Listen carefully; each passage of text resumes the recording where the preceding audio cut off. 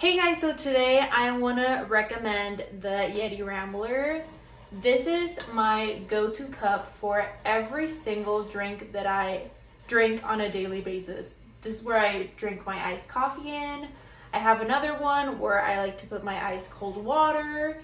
It's great for hot teas. It's insulated, so it keeps your hot drinks hot and it keeps your cold drinks cold, obviously.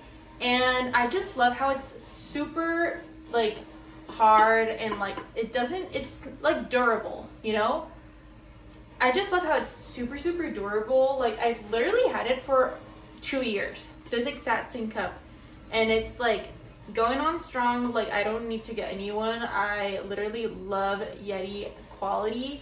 We all know YETI has many different designs for cups, but this is my favorite one because it holds a lot of liquid, and as I mentioned, it keeps my cold drinks cold and my hot drinks hot. So definitely get yourself a YETI and never drink from another different cup in your life ever again.